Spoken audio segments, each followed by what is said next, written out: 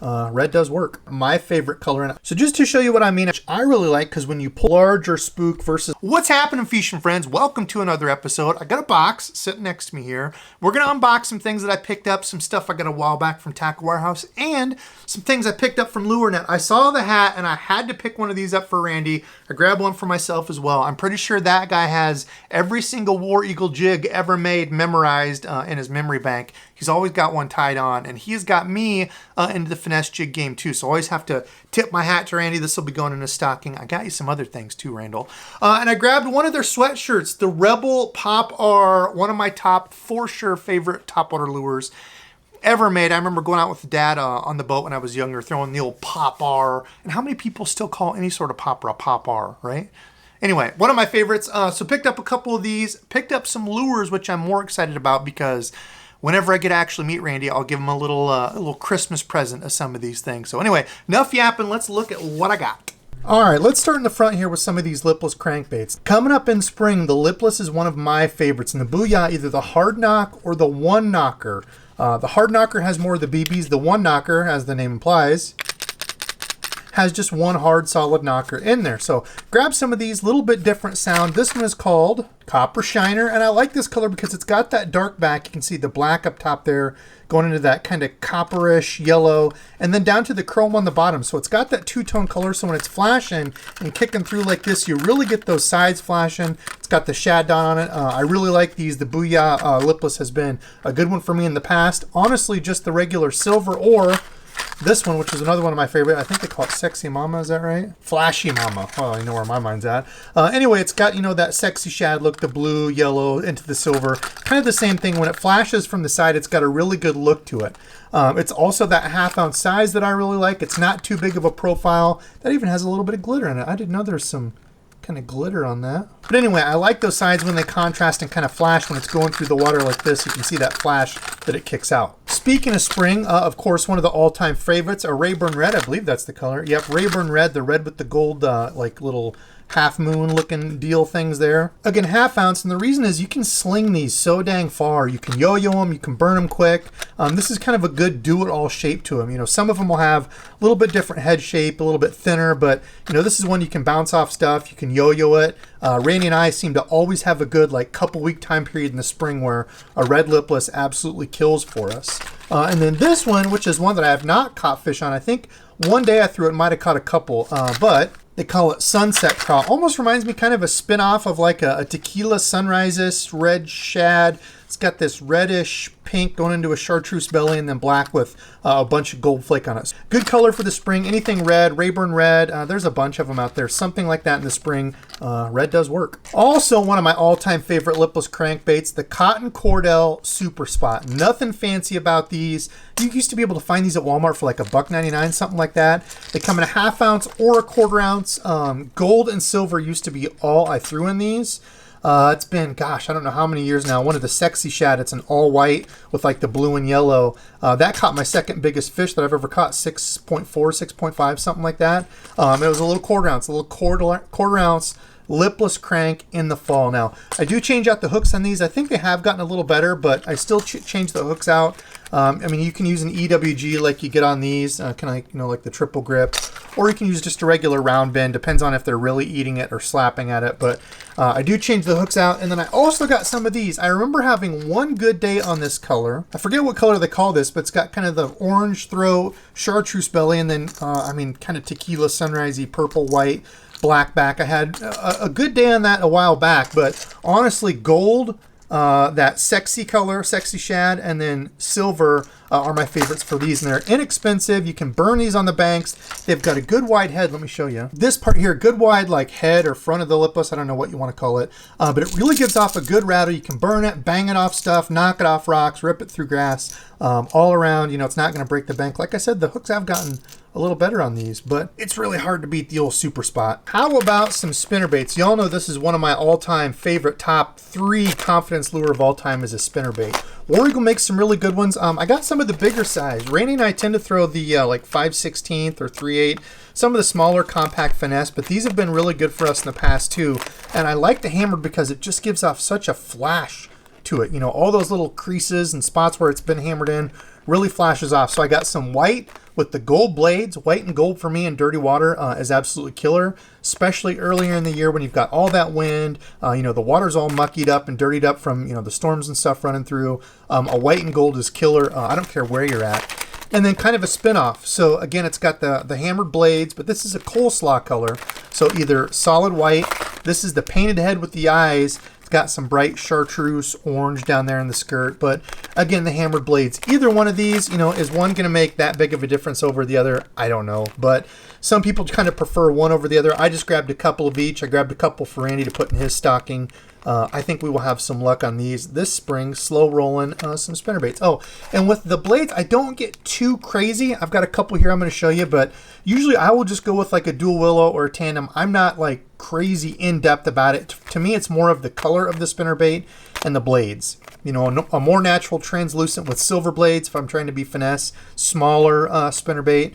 Dirtier water, I'll go to a little bit bigger blades, you know, a brighter color or a white, something that's going to stand out more, but I'll talk more on that in a second. But we got to get into talking about Randy, some jigs. Now, these are ones that I don't think he has thrown. I saw these, picked these up a while back from Tackle Warehouse when they had a sale. These are the War Eagle Jiu Jitsu jigs. Now, a little bit heavier, 5/8 ounce is the only size that they make in these. I wanted 3/8, but they only make 5/8 right now, so this is going to be more of a boat jig for me. But it's a great all-around jig. Let me see. Great all-around jig type. It's got that kind of archy head on it you see there. Great for flipping and pitching over wood. You can drag it on rocks. Kind of a dual head type. It's got your decent brush guard there. It's not too heavy, not too thin. It's got a super stout, I think it's a 4/0 mustad. Kind of a shorter shank hook, which I like for flipping there. You can see under 2 inches. I like for flipping a little bit more compact. Excuse me, 4/0 owner Zoe wire hook. Does have the wire bait keeper right there. So all around a really good jig. And this is by far my favorite color. And I don't know how many colors they have. I got the ones that I think I would use. This is the green pumpkin purple. That's what it looks like here. It's got that green pumpkin with all that like iridescent-y purple flake in it. This color they call pond scum perch, kind of a bluegill look to me. That's what this one looks like. A green pumpkin, brown, then on the bottom they've got the blue and the orange on it. Good all around, you know, pond, small lake color. One they call black and blue shiner, which is just your standard black and blue. And then my favorite out of all of them, they call dirty June bug. And that's a green pumpkin with like a black flake in it. And then this June bug green highlight mixed into it. Talk about sick. For whatever reason around here, green pumpkin purple or like a, you know, some sort of spin off of purple for me always does well. So that green pumpkin with that June bug mixed in it, when you get light coming through it, you can really see that purple is by far my favorite. Now, questions that I get asked on jig trailers, how do you go about picking them, especially for these, the heavy finesse jigs? How do you go about picking these? And I'm going to kind of go more in depth with that because you've seen both of these before, kind of these kicky trailers on it. You can see this is the Bushy Beetle that I made versus the Power Bait. I think they call it the Crash Craw. Little smaller kicker legs. You've got bigger kicker legs with this Bushy Beetle. All kinds. We're going to get into that more. I'm going to show you on some of these heavy finesse jigs. So move some of that stuff to the side. This, I had to pick up some for Randy. He, I think, knows every single SKU, color, type of War Eagle heavy finesse jig ever made. By far his favorite finesse jig. This is what he got me into throwing these, because I honestly wasn't a big finesse jig guy. For me, it was like a flipping jig like this on the boat. That's really all I ever threw. I wasn't like, you know, into dragon jigs or anything like that. Flipping one of these around brush, and honestly, I would go back and forth between this or a Texas rig, and as I bank fish more, just kind of got more into just using a Texas rig for the weedless ability. But he has absolutely smoked me so many different times, so many days with this, whether it's around rock, you know, wood and stuff. He just, grass, he'll yo-yo these around grass. Fishes them 1,000 different ways. I'm going to take these out. We fish solely the 3/8 ounce for bank fishing. I like a little bit lighter jig. I wish they made these in a 5/16. Doesn't seem like a lot, but I feel like I get snagged just a little bit less. But Randy likes the 3/8. This is for sure his go-to. This is, what is it, green pumpkin candy? This is my favorite color that they make. Again, big surprise, green pumpkin with the purple belly on it. But you can see it's a small, little finesse jig, small compact profile. They've got that little spider kind of front cut on here. And Randy will even trim the back of this just a little bit, just short of the hook, So when he puts his trailer on there, the trailer sticks out and you can see it. I usually just leave them like this, but they have a good stout little brush guard on them, nothing too crazy. You can see there it just barely pushes over, but enough to keep it from getting hung up all the time. It's got a solid little 3/0 flipping hook in it, and that's big for Randy because we've tried other finesse jigs, and you have to be careful. Some of them are real light wire, which is fine if you've got the correct setup, but if you're flipping one of these on like a medium heavy rod, having a little bit stouter hook like this really does help without bending it out. You know, you can get them in stuff, not worry about it. Hooks are super sharp on them. All around, awesome little finesse jig. I also got the peanut butter and jelly. That's look at that purple flash in there. Wild craw, almost like a kickoff of the summer craw. It's got chartreuse and orange on the bottom of it there. One of Randy's favorites, the green pumpkin orange. It's just that green pumpkin with orange on the bottom of it. He also really likes the Okeechobee craw. They didn't have any of those when I ordered this one. I don't even know what this is. California 420. Honestly, a color I don't ever have luck on, whether it's in plastics or jigs. Kind of a darker watermelon green pumpkin with a red flake, black stripes with it. I really don't have good luck on that color. Phantom brown craw. Great if you've got those kind of brownish orangey craws around, like a deeper orange mixed in with green pumpkin. Got like a little tan on the belly. Again, that pond scum perch color with the blue and orange on the bottom, then like a green pumpkin up top. And then probably my second favorite color, one of his other favorites, is just the regular old black and blue. It's got the black with some blue threads mixed in it. So awesome little finesse jig. Now trailers. There are 1,000 different craw type trailers out there. The D-Bomb is a great one. The mini D-Bomb. It's got like a flappy, more wavy leg on it. You've got Rage claws that really have that tight kick to it. A number of different pack of claws that have kind of a waving claw to it. Sweet beavers or smally beavers. That beaver tail doesn't have any action to it. You know, just a straight sticky deal out. And then that's the green pumpkin candy in that Crash Craw from Berkeley that I showed you. It's got those little kicky legs there that I showed you earlier. But how do I break this down? And I really put these into kind of two separate categories. Kind of my main ones here are the trailers that do nothing, that I like for cold water, and the trailers that have more of a kick when that water's warmer. Those fish are more aggressive. And if I want it to fall a little slower, if I notice they're always hitting this jig on the fall, go into a trailer like this with a more of a kick, more water resistance is going to have that jig falling slower. So just to show you what I mean, I rigged both of these up. So in that colder water, I like a beaver style bait, something that really has little action. I always pull these apart back here. And it's really just that real subtle, like if you're dragging this in cold water, these will kind of float up, kind of move with the current just a little bit, do their thing back there, but it's not flapping, it's not kicking, and it falls relatively fast because there's no resistance back here. Then on the opposite side of that, if you notice they're really biting it on the fall, I left this a little bit longer in back just so you can see. You can shorten this up too so your hook's coming out here, or just use like one of the Rage Trunk trailers. But having a much bigger, a kicky, resistant type of trailer is going to help that bait fall slower. It's going to be kicking him back. And then when you kind of pop it, it's going to have those legs, you know, kicking and moving, really giving off a lot of vibration, movement, look to it. So two completely different ways you can rig these, but that's really how I do it. Okay, moving on to a couple other type of spinnerbaits. So I said I would kind of come back to this and talk about the only other time I really deviate from like a tandem or a double willow is when I go to a Colorado blade, even sometimes a little bit bigger Colorado blade like this, in colder, muddy water. A Colorado blade like this gives off a real good thump. And these have the bright orange head to it, which looks awesome. Sometimes you get the spinnerbaits that have a kicker blade, so like a red color blade up here, but having this red color head in the spring, I think is going to be pretty key. And again, I've honestly been going to a 1/2 ounce more. I kind of go back and forth on trailers. Sometimes I'll add one, like a plastic, if I want to give it a little bulk, something like a fluke or, you know, a straight tail deal, small little paddle tail that doesn't have much kick to it, something like that. Now, again, going with the same that I kind of got for the War Eagle, just a white with, you can see this is a tandem. It's got the smaller Colorado, larger willow. These do have, let me show you, a dual length skirt, which I really like because when you pull this on a lure like this, I'll run a trailer hook. You can see how the blade kind of sticks back. You've got the skirt coming back here. When they're sticking out past this, it's not a very compact type spinnerbait. I'll put that trailer hook on there if I'm fishing more open water. And you can see this does also have the option to rig up your soft plastic with your little soft plastic wire keeper there. Super sticky, sharp hooks. The covert spinnerbaits, I mean, this is the one, what is it, the Jason Christie, the blue yellow chartreuse looking color. That's what he won that classic on. But they're awesome little spinner baits. So these were some of the things that I picked up on LureNet. They had some sales a while back. It's been, gosh, a couple months ago, I think. But they do their own custom painted lures. So Tackle Junkie Jim made me aware of this. Look at this thing. What do they call it? The 10 killer color. This is the bigger one. This is the larger spook. Usually I fish the Super Spook Junior. That's been the best one for me historically, but look at the colors on that. I like that they went, you know, something that you don't see normally. They did the gills on there, the chartreuse up into the dark blue back. Just a cool color. And from the bottom, it's got that nice, you know, natural pearly look to it. And I noticed with spooks, the more you walk them, you know, harder pop them, they can see that kind of side flash to it. So not necessarily the top matters, but I think the side color can matter, but that's a nice one. So this one I think they called the Prince Threadfin color, but again, anytime I can see a purple or chartreuse, this is like a yellow, it's not really a chartreuse, and then that chrome belly. I'm a fan of purple. I don't know why, I'm just drawn to it. You can see there's super sticky hooks on these, and this is the Boyo. This size came out, I don't know, a couple years ago, I think. A little bit smaller than the Super Spook, and you can see there the difference between these. That much larger spook versus this little smaller Boyo size.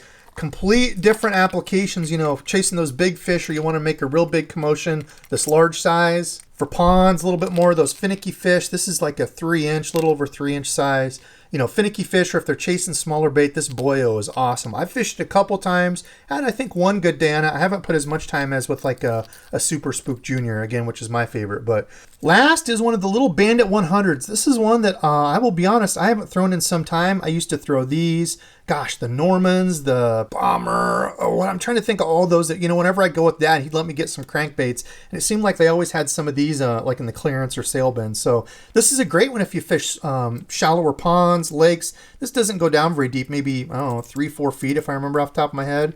But this color is neat. They've done, you can see like the lines there and almost that kind of zebra scaly stripe. Some yellow and orange on the belly there, the eyes, the cool, you know, scale back pattern. So I think it's cool that they're doing this, the like the custom color shop where they do limited runs. I think that's pretty neat. Comment below and let me know out of these customs, which one's your favorite? Okay, and last up, I got some of their Scottsboro. It's a Yum collaboration. I was not into the Scottsboro swim baits before. I had talked to Baskeek about them. He said they're a good swim bait. I think they were doing like ham pores, more of a custom thing before they paired up with Yum. But he uses these. He likes them, says they're a good all-around. I got some of these smaller 3-inch for ponds and some of the smaller lakes around here. This color they call Rainbow Shad. I had to check. And look at that. Look at all the cool, like, rainbowy, Lucky Charm looking glitter in it. Very shad looking, you know, like the gizzard shad that have the dark black background here, that pearly belly. Just a really cool color. I got some of just the swim baits and then some of these packs that they make. So if you're an A-rig rookie like myself, I have heard from multiple people that the Yum Flash Mob Junior is one of the best to get started on. Now, of course, you always want to check your state regulations. Each state is different. Here in Iowa, I can only have 2 hooks on. What's going on here? I can only have 2 hooks on. So for me, I would run hooks on these bottom 2, I think. I don't know if you could like clip some of these off to make it a little bit smaller, like clip the middle one off. I have no idea if people like modify these and mess with them, but it's got the, you know, the flashy willow blades on it to give flash. And it's supposed to mimic like a little ball of bait fish, right? And I know in the fall here, there were some guys catching a ton of fish in the local lakes, but it's just not a lure or a setup that I really have confidence in. So there's the little hooks that it comes with. And then on these other ones, I would run just like a screw lock, like soft plastic keeper in the nose of the baits and put those up here. And then the 2 on the bottom I'd have hooks on, because ideally you're keeping this just above the school of fish. So they're coming up from the bottom and hitting the 2 on bottom that actually have the hooks. Other states don't have regulations, so you could run hooks on every single one of these. But again, here in Iowa, I can only run 2. So give some of these a try. I threw in a little bit this year, still had no luck. I need to go out with somebody that is like a big fan of fishing these and learn it. That's the baby bluegill color. You can see it does come with the 5 different soft plastics on it, so it's all ready to rock and roll and go right out of the package, which again I like, so I don't have to go looking for all the parts. And then also got one in the Sexy Shad color. Sexy Shad is always a color that works well around here. I don't care what people say.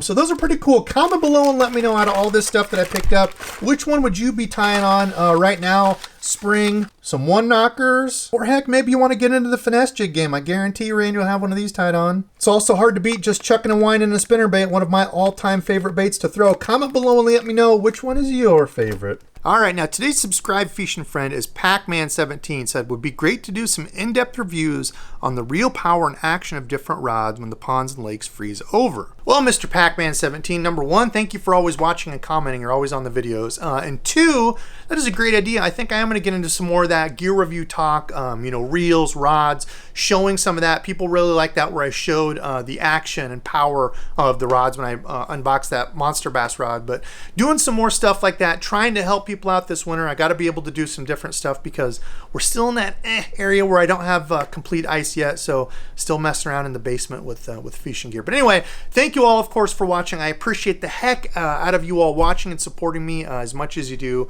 Blows me away every time I look at all the comments. So thank you all so much for watching. And until next time.